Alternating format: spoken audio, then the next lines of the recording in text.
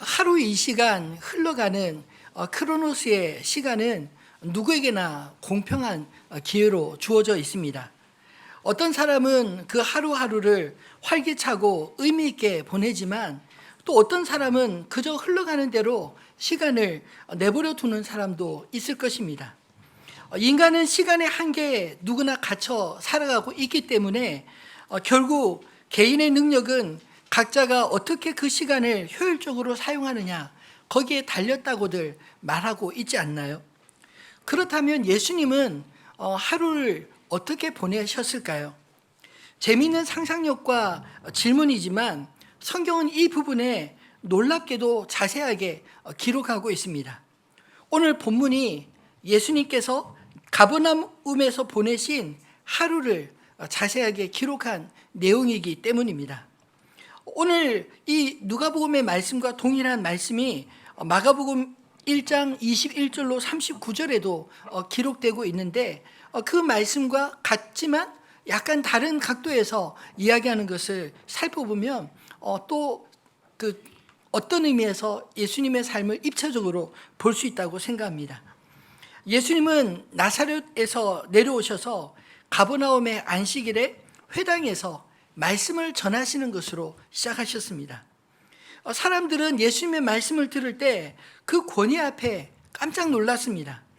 왜냐하면 대부분의 학자들이나 교사들은 성경을 해석할 때 자신의 말로 하지 않고 다른 사람의 권위, 랍비들의 이야기를 빌어 말하는 것이 대부분의 관례이지만 예수님은 말씀을 해석하실 때 자신의 권위로 친히 말씀하셨기 때문입니다.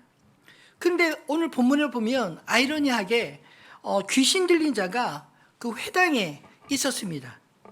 회당은 오늘날과 같이 유대인들이 하나님 말씀을 듣기 위해 예배를 드리기 위해 모인 곳이 아닌가요? 아니 그런데 그런 곳에 귀신 들린 사람이 있었다는 것이 충격적이지 않습니까? 귀신 들린 사람이 왜 그 자리에 있었을까요? 회당에서 예배하는 자들을 방해하기 위해 있었을 것입니다. 또 하나의 이유는 하나님의 사람들이 없는 회당을 귀신이 결코 두려워하지 않았기 때문 아닐까요?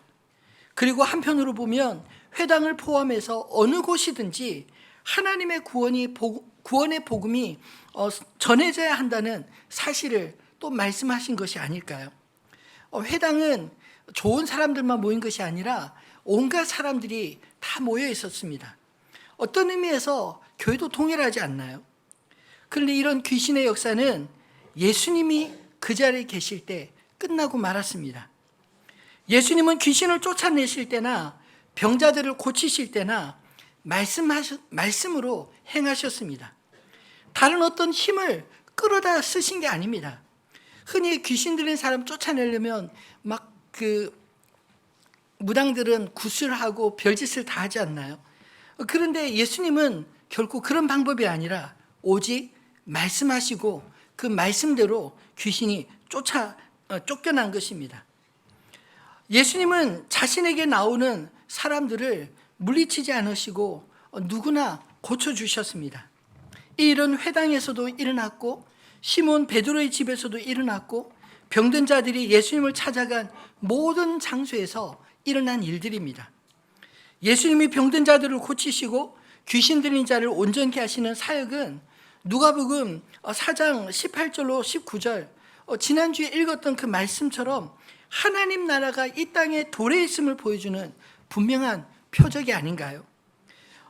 18절로 19절 말씀을 제가 한번 읽어보겠습니다. 주의 성령이 내게 임하셨으니 이는 가난한 자에게 복음을 전하게 하시려고 내게 기름을 부으시고 나를 보내사 포로된 자에게 자유를 눈먼 자에게 다시 보게 함을 전파하며 눌린 자를 자유롭게 하고 주의 은혜의 해를 전파하게 하려 하심이라 하였더라.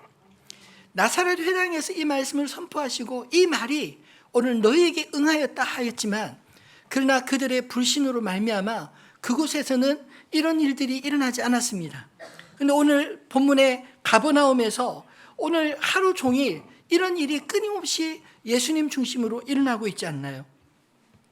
사람들은 예수님의 치유를 경험하고 예수님이 그곳 가버나움에 계속 머물러 주시기를 요청했습니다. 그러나 주님은 사람들의 요청에 오히려 자신이 다른 동네로 가야 할 분명한 이유를 이렇게 말씀해 주셨습니다. 43절에 예수께서 이르시되 내가 다른 동네들에서도 하나님 나라의 복음을 전하여야 하리니 나는 이 일을 위해 보내심을 받았노라 하시고, 예수님은 단지 기계적으로 자신을 필요로 하는 사람들, 자신에게 온 사람들만 고치신 것이 결코 아닙니다. 주님은 왜 이 땅에 오셨는지, 왜 지금 이 일을 하는지 분명하게 아셨습니다. 최근에 이찬순 목사님을 만날 기회가 있었는데 목사님으로부터 책 한 권을 소개받았습니다. 이 사이먼 시넥이라는 테드에서 유명해진 사람이 나는 왜 이 일을 하는가? Start with Why 라는 제목으로 쓴 책이었습니다. 그 책에서 저자는 세상을 바꾼 사람들의 공통점을 자기가 가만히 연구해 보니까 이 공통점이 보이더라는 것입니다.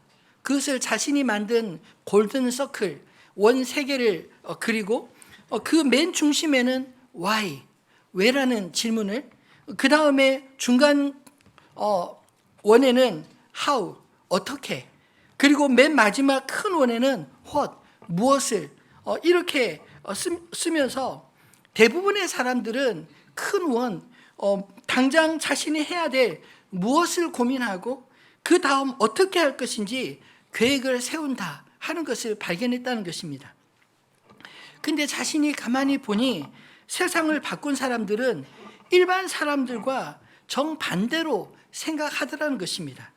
맨 먼저 자신의 인생의 가장 중요한 질문, 내가 왜 일을 해야 되는가? why에 먼저 대해서 묻고 그 다음 어떻게 이 일을 할 것인지 계획을 하고 마지막으로 무엇을 할지 결정한다는 것입니다. 세상에 경영하는 원리도 사실 알고 보면 오늘 주님이 하신 것과 다를 바 없는 것을 보여주고 있지 않나요?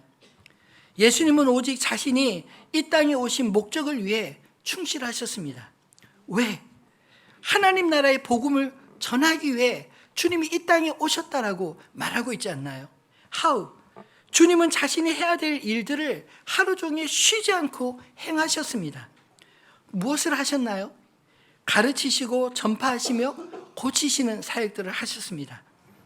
사람들은 예수님이 병자들을 고치는 그 사실에만 열광했지만 예수님은 자신이 해야 될 사명에 더욱 집중하고 계신 모습이 오늘 본문 마지막 부분에 보여지고 있지 않나요? 예수님은 철저하게 왜 내가 이 일을 해야 하는지 내면의 답을 알고 계셨고 그 길을 행하셨습니다. 만약 우리가 내가 왜 이 일을 해야 하는지 알지 못한다면 사실 무엇을 해야 하는지도 길을 잃어버리고 말지 않을까요? 우리는 그동안 왜 이렇게 살지 못했는지 한탄하기보다 앞으로 우리가 살아가야 할 길을 말씀 안에서 찾아갈 수 있는 저와 여러분 되시기를 소망합니다. 오늘 말씀을 통해 예수님의 시간과 우리의 시간에 어떤 차이가 있는지 깨달을 때 그 속에서 주님을 만나는 은혜가 있기를 간절히 소망합니다. 그렇다면 예수님이 가버나움에서 머무신 하루 동안 어떤 일들이 일어났을까요? 첫 번째로 예수님이 머무시는 그 하루 동안 가버나움에는 수많은 회복의 역사가 일어났습니다. 회당에서 예수님이 말씀하실 때 사람들의 반응은 놀라움이지 않았습니까? 더 놀라운 것은 회당에 정상적인 사람만 있었던 것이 아니라 귀신 들린 사람도 있었다는 것입니다. 그 귀신 들린 사람이 먼저 예수님을 알아보고 소리 질렀습니다. 34절에 나사렛 예수여, 우리가 당신과 무슨 상관이 있나이까? 우리를 멸하러 왔나이까? 나는 당신이 누구인 줄 아노니 하나님의 거룩한 자니이다. 뒤에 말씀해 보면 저녁에 찾아온 많은 귀신들도 예수님을 보면서 당신은 하나님의 아들이십니다, 이렇게 말하고 있지 않나요? 사람들은 사실 예수님이 누군지 잘 몰랐습니다. 근데 오히려 귀신들은 예수님을 귀신같이 알고 있습니다. 반응이 있으시네요. 1부 때는 반응이 없어서. 우리 생각에는 귀신 들린 사람이 예수님을 홍보해 주니 예수님이 자신을 내가 하나님의 아들이다 말 안 해도 귀신들이 떠들고 다니면 훨씬 더 효과적이지 않습니까? 사람들 참 이상합니다. 사람들 말은 못 믿어도요, 귀신들 말은 잘 듣습니다. 그래서 그 막 귀신들 들리는 사람들한테 그 전보로 다니고 뭐 신 내린 사람들을 찾아다니고 이런 일들을 하지 않나요? 근데 예수님은 그렇게 자신을 알아보는 귀신들을 꾸짖어 잠잠케 하시고 그 사람에게서 나오라 명하셨습니다. 예수님은 왜 자신의 신분을 알리지 못하게 하셨을까요? 왜냐하면 사탄은 끊임없이 예수님의 특별한 신분을 유혹하지 않았습니까? 우리가 처음 보았던 말씀처럼 마귀가 예수님을 3번 유혹할 때도 내가 만일 하나님의 아들이거든, 귀신이 하나님의 아들을 몰라보는 게 아닙니다.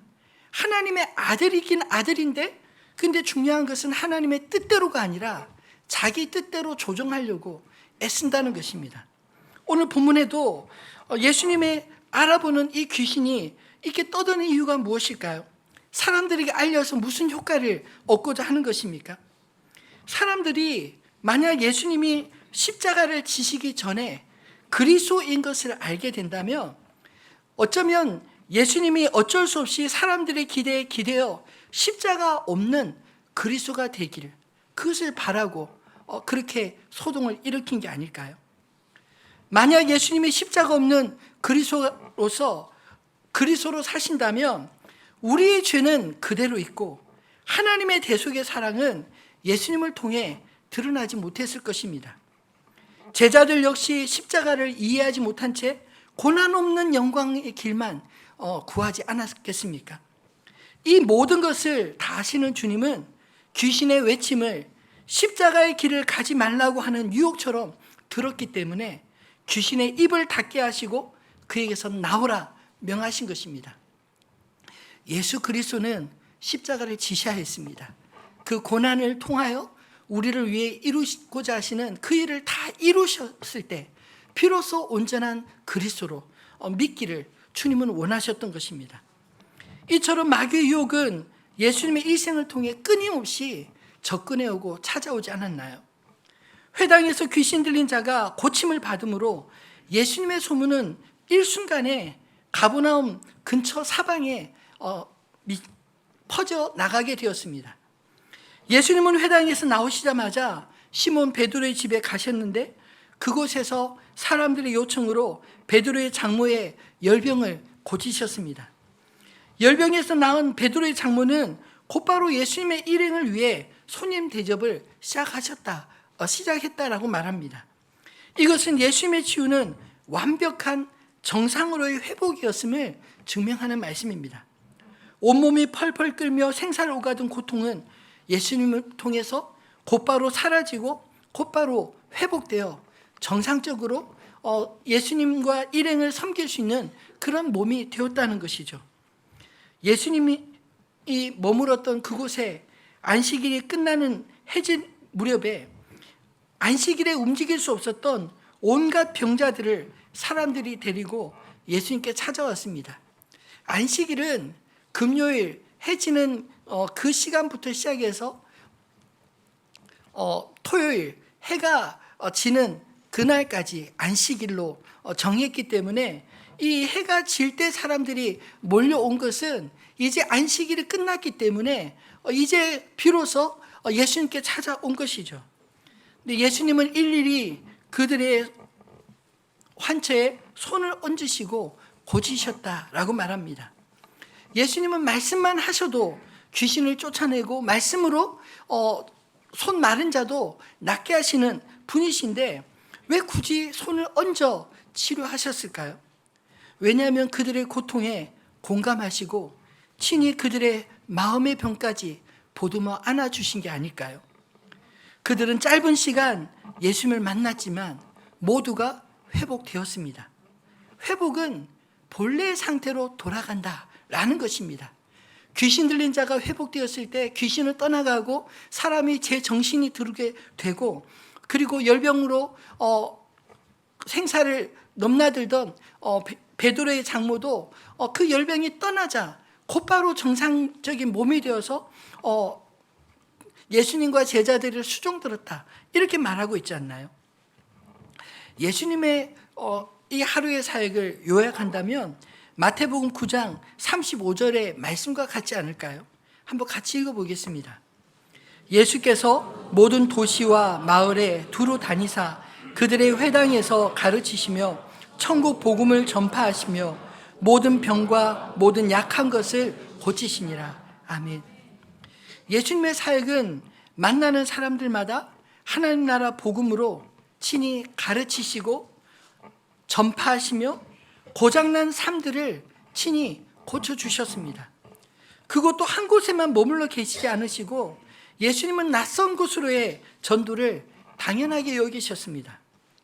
우리는 그런데 참 익숙한 곳에서 머물려는 경향이 많지 않나요?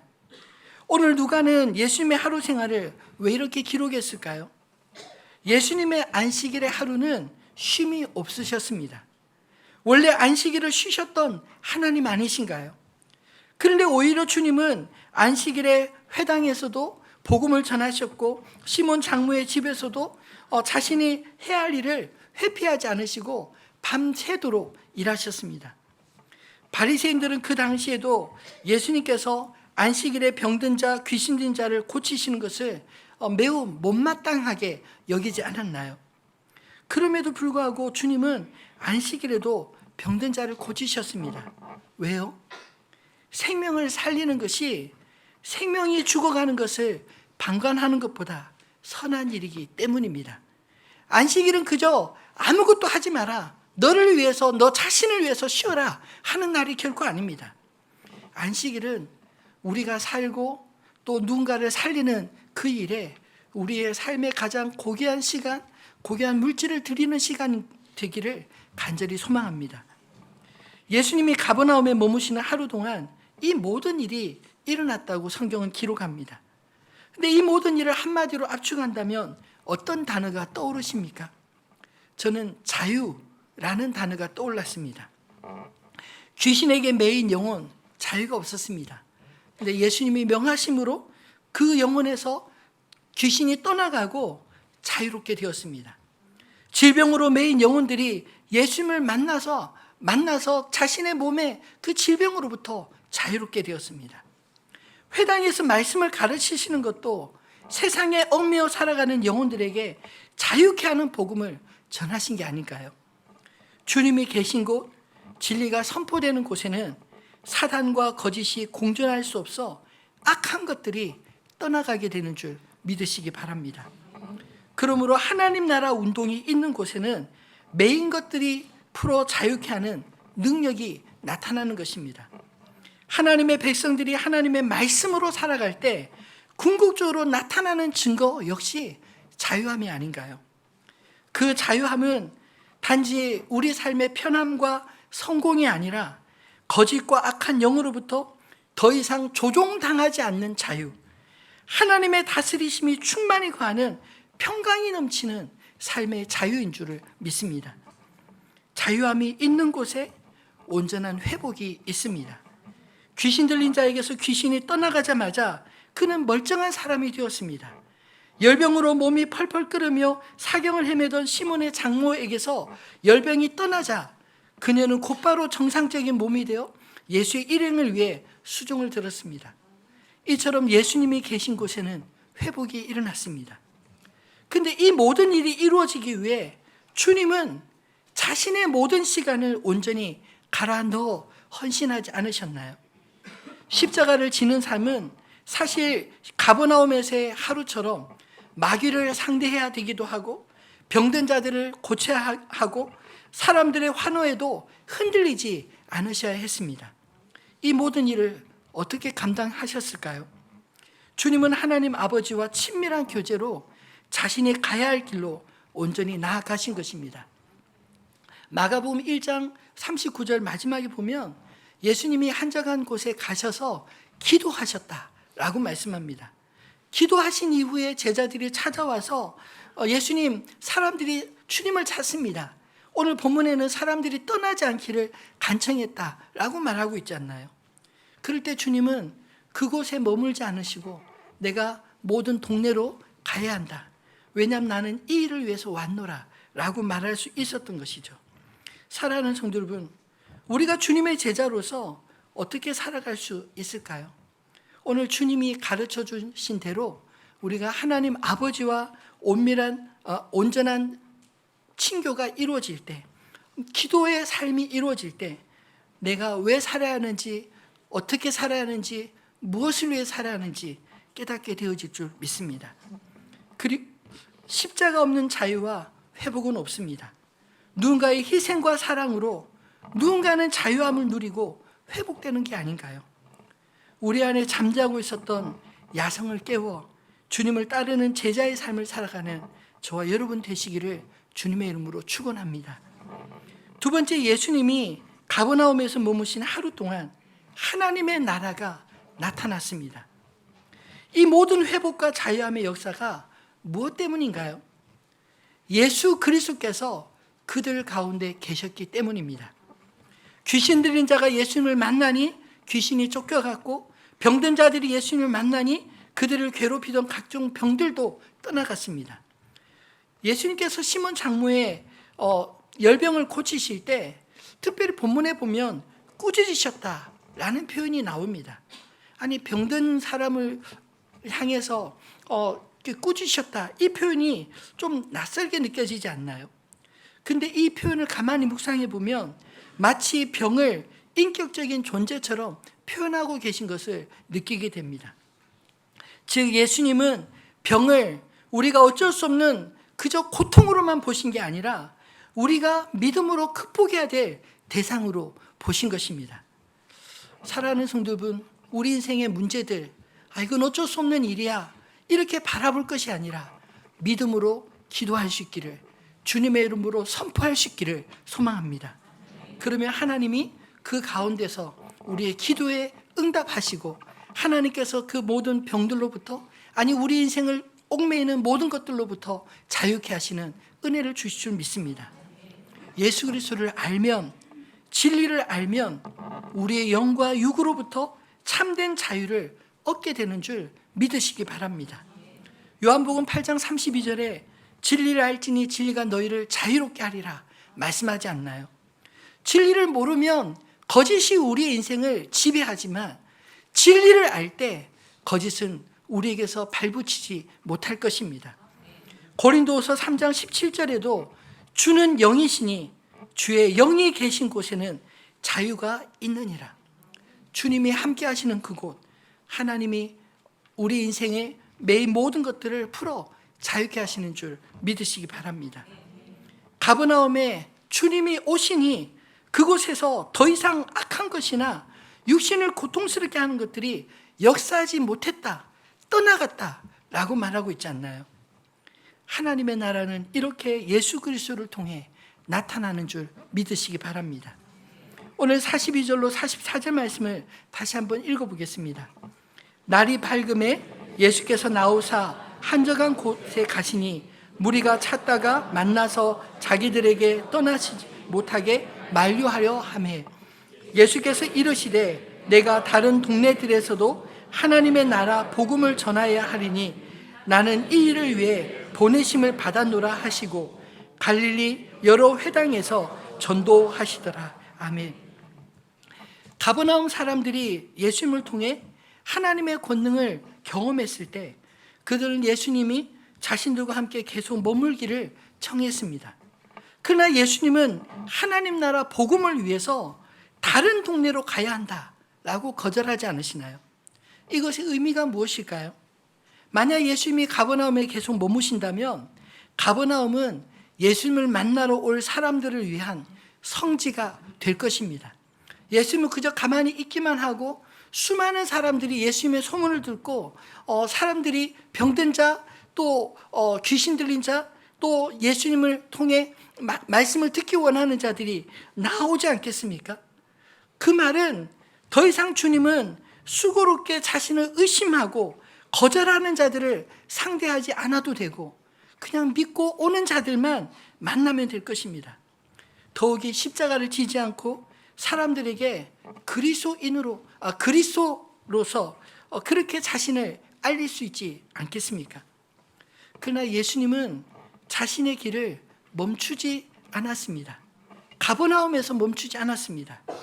내가 다른 동네들에서도 하나님 나라 복음을 전하여야 하리니 나는 이 일을 위하여 보내심을 받아노라. 예수님이 다른 동네로 가셔야만 그곳에도 하나님 나라 복음을 들을 수 있기에 주님은 떠나신 것입니다. 물론 예수님이 이스라엘 모든 동네를 다 다니셨다거나 모든 열방을 다 갈 수 있는 것은 아니지 않나요? 그러나 예수님이 걸으셨던 그 걸음을 제자들이 이어받아 나아가지 않았습니까? 예수님은 마태복음 28장 18절로 20절에 주님이 승천하시기 직전 제자들에게 지상 사명을 주셨습니다. 같이 읽어볼까요? 예수께서 나와 말씀하여 이르시되 땅의 모든 권세를 내게 주셨으니 그러므로 너희는 가서 모든 민족을 제자로 삼아 아버지와 아들과 성령의 이름으로 세례를 베풀고 내가 너에게 분부한 모든 것을 가르쳐 지키게 하라. 볼지어다 내가 세상 끝날까지 너희와 항상 함께 있으리라 하시니라. 아멘.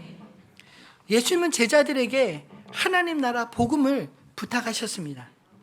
복음이 선포되는 곳에 하나님의 나라가 나타날 줄 믿으시기 바랍니다. 하나님의 나라는 예수 그리스도의 말씀이 선포되는 곳에 있습니다.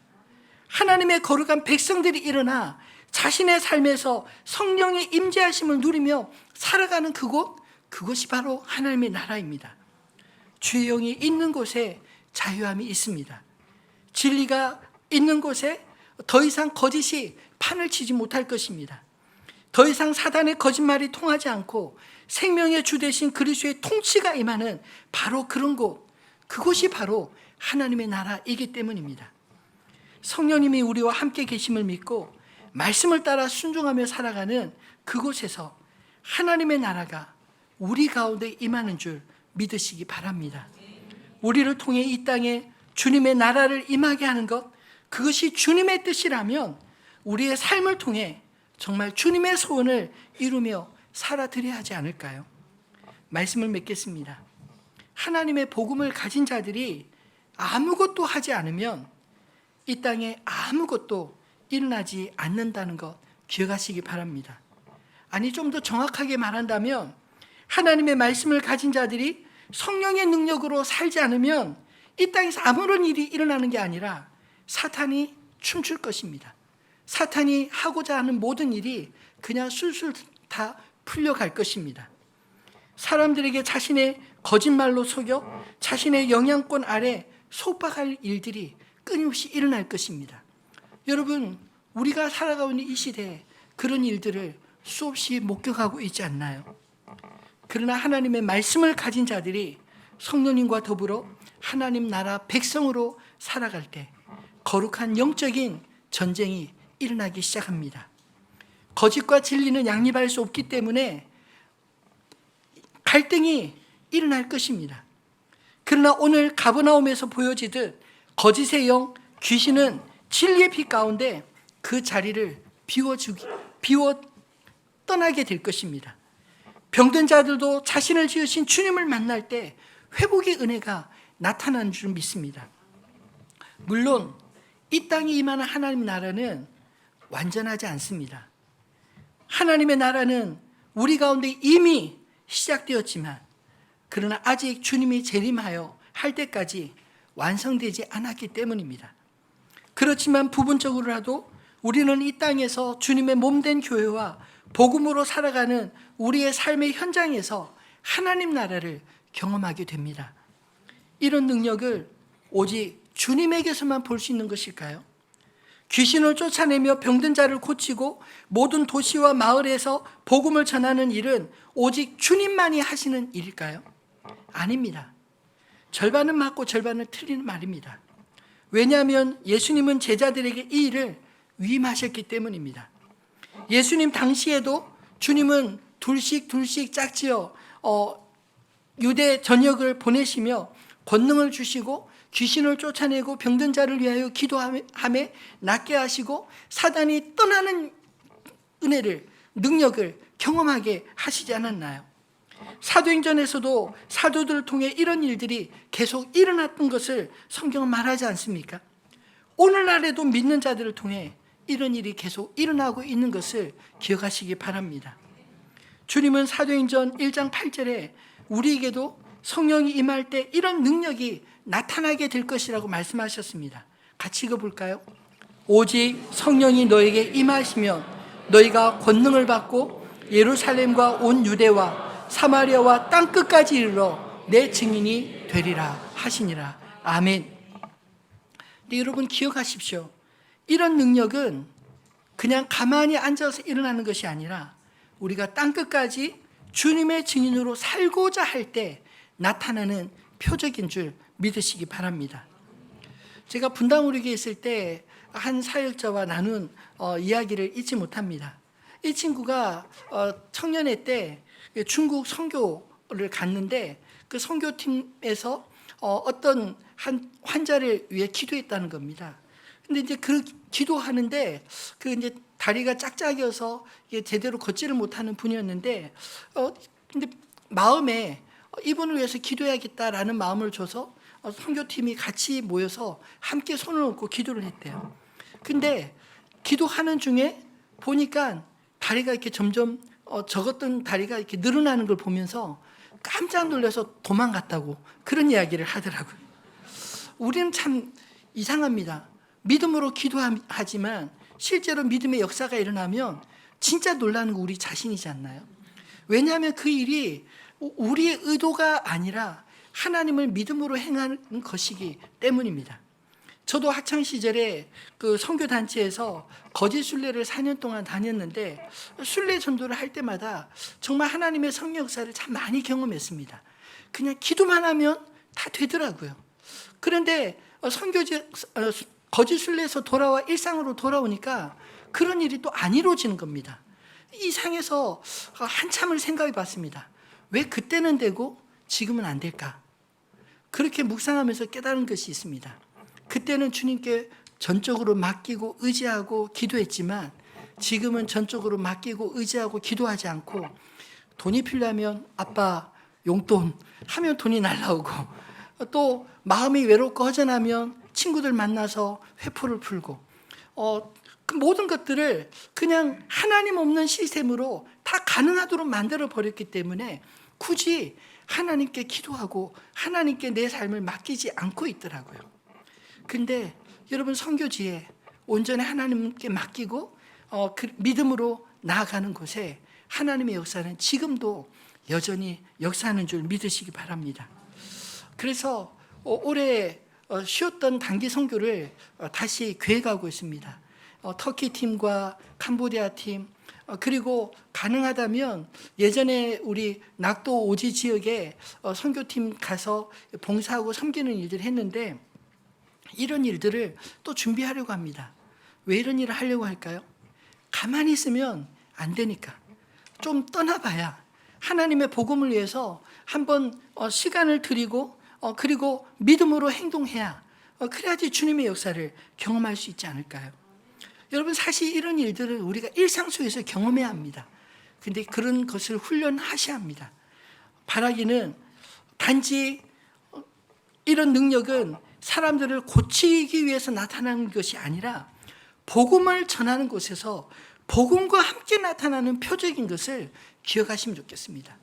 예수님은 단지 귀신을 쫓아내고 병든 자를 고치는 게 주님의 목적이 아닙니다.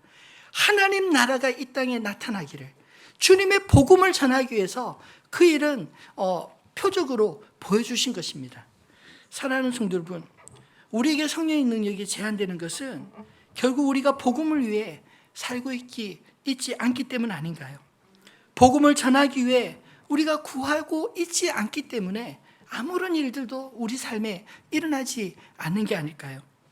하나님의 말씀은 우리로 낙심하고 좌절된 자리에서 우리 본연의 자리로 다시 세우기 위해 오늘 이 말씀이 선포되는 줄 믿습니다. 저도 이 말씀을 준비하면서 참 부끄러웠습니다. 나도 못하는데 이런 말씀 어떻게 전하나? 사랑하는 성도 여러분, 사실 하나님 말씀 앞에 서면 우리 모두가 무릎을 꿇어야 됩니다. 이렇게 못하는 것이 주님의 원인이 아니라 우리에게 원인이 있기 때문에 주님 말씀대로 순종케 해 주십시오. 하나님의 말씀의 능력이 우리 안에서 가려지지 않도록, 감추어지지 않도록 빛으로 빛나게 하여 주옵소서. 이 말씀이 현재 우리의 나약한 모습만 비추기만 하는 것이 아니라 우리 주님이 어떤 분이신지, 우리가 주님을 따르기 위해 어떤 삶을 살아야 하는지 보여줄 수 있어야 하고 결단할 수 있게 하는 게 아닐까요? 중요한 것은 복음적인 삶은 내 의지와 능력에 달려있는 게 아닙니다. 주님의 능력이 우리를 그렇게 살아가도록 이끌어 주셔야 한다는 것입니다. 예수님은 제자들에게 하나님 나라 복음을 부탁하셨습니다. 복음은 우리를 나타내고 증명하는 수단이 되지 않습니다. 예수 그리스도의 주되심을 증인으로 삼기 위해 우리에게 이런 능력도 나타나게 하신다고 말씀하십니다. 우리에게 성령을 주신 이를 근심하지 않게 하기를 바랍니다. 주의 성령이 내 안에서 주님의 증인이 되도록 맡겨보시지 않으시겠습니까? 주님이 우리를 통해 역사하기 시작하실 것입니다. 우리가 주님을 위해 아무것도 하지 않으면 하나님 나라는 그저 내 마음속에 평화로 그칠 것이지만 우리가 주님을 위해, 하나님 나라 복음을 위해 주님이 걸어가신 그 길을 따라가기 시작하면 내 안에 작은 하나님의 나라가 다른 사람들에게로 옮겨지고 우리가 살아가는 이 지역과 열방으로 점점점 확장되어질 줄로 믿습니다. 그래서 주님은 자신을 환영하는 가버나움에만 머물지 않으신 것입니다. 주님이 필요로 하는 모든 곳, 내가 그곳에 가서 하나님 나라 복음을 전하여야 하리라. 내가 이 일을 위하여 왔노라. 하나님 나라가 우리 안에만 머물지 않도록 주님이 이끄시는 곳으로 나아가 우리 시대에 우리에게 맡겨주신 하나님 나라 복음의 사명을 성취해가는 저와 여러분 다 되시기를 우리 주님의 이름으로 축원합니다.